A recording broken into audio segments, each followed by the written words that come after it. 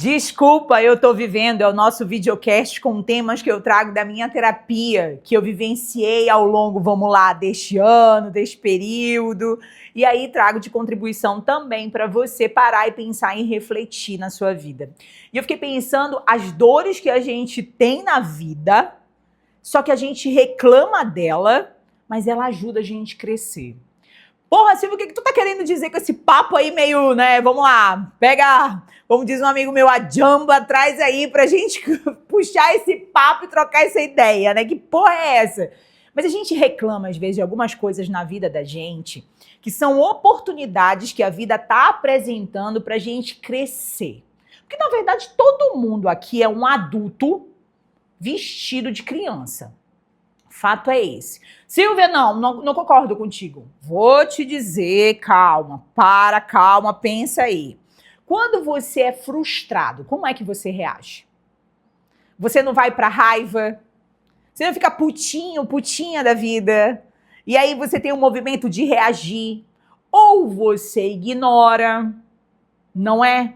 Quantos de nós não vamos para esse movimento de comportamento e a gente nega? Ou então faz o bico de tucano, né? Não é comigo. E cada oportunidade que tá incomodando, porque a gente não pode crescer. Silvia, tu sempre traz aqui, né, que tu tinha, esse ano passou, que foi foda pra ti, tarará, enfim. Com a realidade que a minha vida ocupa hoje, o que mais me incomoda é ser só. E aí, quando eu digo só, não é que eu quero alguém, né? Seria maravilhoso também, né? Alguém chegar com milhões na conta. Mas como eu digo que tudo tem um preço, eu ia ter que pagar um preço nessa parada também, né? Mas brincadeiras à parte, vamos lá. O que mais incomoda? Quando eu digo ser sozinha, às vezes de você trocar uma ideia, de ter uma solução. Porque eu acho que quando a gente vai ficando mais velha, a gente vai ficando mais medroso. Como assim, Silvia, mais medroso? Eu me lembro que quando eu tinha, vamos lá, 25 anos, 30 anos, qualquer projeto, qualquer ideia que eu tinha, eu metia o 12 e eu ia embora. Eu não ficava preocupada de como eu ia pagar, o que eu ia fazer, eu metia e ia. E dava certo, né? Então, muita coisa, essa cara, né? Eu acho que a juventude vai trazendo isso, vai te dando essa força também. Agora eu tô meio cagona, sabia? E aí que eu digo assim, cagona, eu avalio, eu olho o projeto, eu vejo se eu entro, se eu não entro, se eu meto a grana ou não, para onde eu vou destinar essa grana. Sei que eu não sou a única brasileira que está nessa situação. Mas hoje, o que eu quero dizer é que essa dor de não ter, vamos lá, esse respaldo, essa dor de não ter aonde eu me segure, fazia com que eu reagia de uma maneira agressiva. Como? Mais ríspida com os meus, né? Porque quem nunca reage assim só com os seus? Porque pros outros você tá ali, né? Boa tarde, bem-vindo a bordo. Com os seus você quer? Dá. Duvido que você já não fez isso. Eu já fiz várias vezes, né? Então quem é que, vamos lá, pegava na ponta da lança essa Silvia mais ansiosa numa resposta agressiva? A Labelle.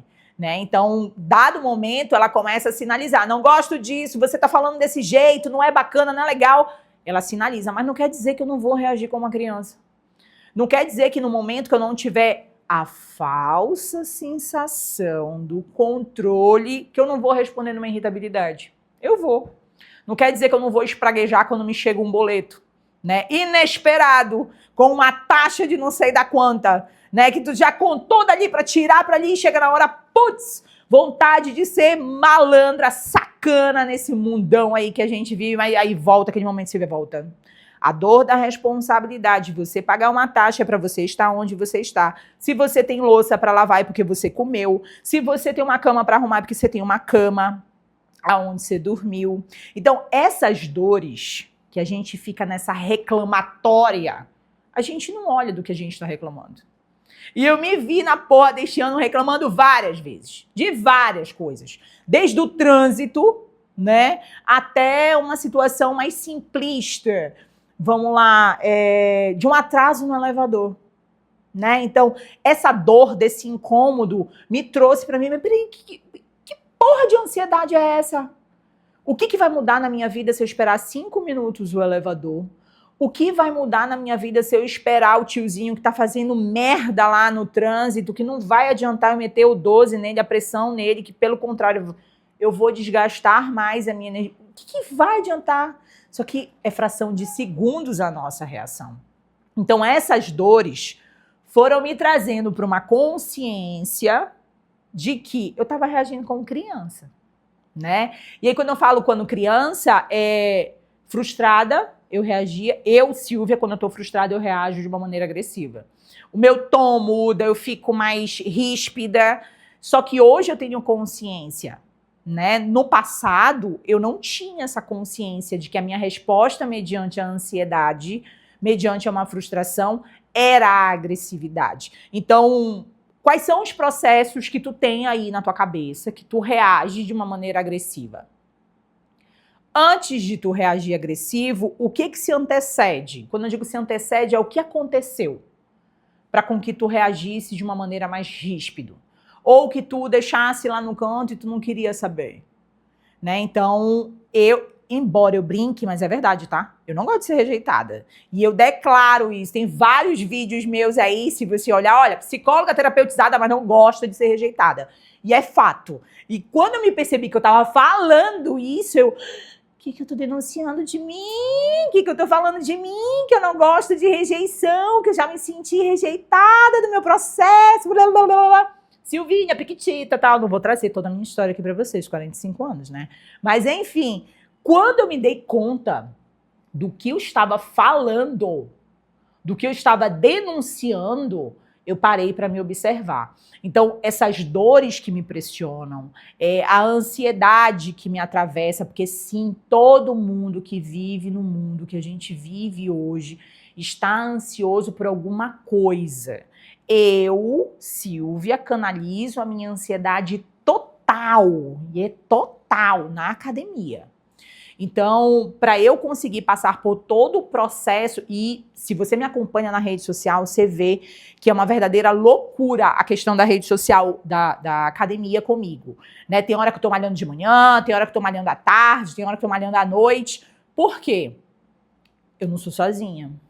Então, eu dependo da agenda de quem? Da minha filha.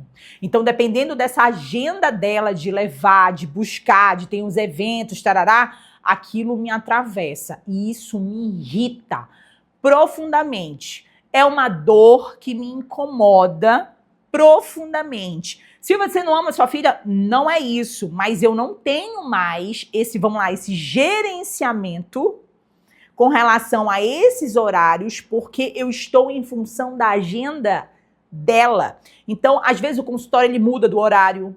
Eu ir pra academia muda do horário, então não tem coisa que mais me irrite é eu não ter essa sensação. Quando eu falo de controle, entenda, não é nem controle, é planejamento. De eu saber que, sei lá, de segunda a sexta, a minha vida tá marcada XPTO. Aí ela me vira da noite pro dia, porque a professora também tem alguns professores, né, que acham que gostam de marcar as coisas do Neida, né? Ah, sexta-feira, sei lá, à tarde, tem que vir para a escola para fazer não sei o quê. Aí a mãe aqui tem que se virar. De repente, se estava a agenda do consultório marcada, ela tem que desmarcar. Porque quem que vai levar a sujeitinha? Então, essa dor de não ser sozinha me provoca uma pressão. Essa pressão, quando ela vem no 12, eu tento fazer um mantra, voltar, ficar mais calma. Aí é aquele momento que chega à noite em casa, que ela faz isso aqui, faz uma fala, e a Silvia faz o quê? Pum! Mas eu entendo que foi um efeito que foi remontando até a minha reação. Então, essa dor me ensinou e me mostra que sim, você está sozinha. Que sim, quando você cresce, a responsabilidade aumenta. Que sim, quando você vai avançando as casas e você vai subindo, tem coisas que são intransferíveis. E aí eu trago a analogia que eu usei uma vez com uma paciente minha. Eu fiz analogia com ela com relação da goteira, né? E aí ela me contou uma situação, aí eu disse, ó, presta atenção. Se você tem uma casa e essa casa tá com goteira e tu faz remendo, tu só tá adiando o problema, né? Então tu estás ali só remendando, né? O jeitinho brasileiro. esse problema não vai acontecer? Vai. Todo mês não vai ficar, tu vai gastar mais ainda, né? Então não é melhor você parar, olhar, ver o que é que resolve a situação. Tenta se planejar para resolver isso e aí resolve a porra da goteira. Só que a gente não vai para esse lugar. Porque padrão cultural, o jeitinho brasileiro, o jeitinho da malandragem, né? Isso a gente vê muito culturalmente aqui no nosso estado. Né? Então, é o alarme do puta que pariu que coloca e é rapidinho e foda-se o trânsito. A pessoa, tu tem que esperar porque o meu tempo, ele é melhor do que o teu tempo. Então, tem coisas que a gente vai vendo socialmente que é imaturidade. Mas quando tu olha para a responsabilidade da vida, tu vê que essa maturidade, ela dói.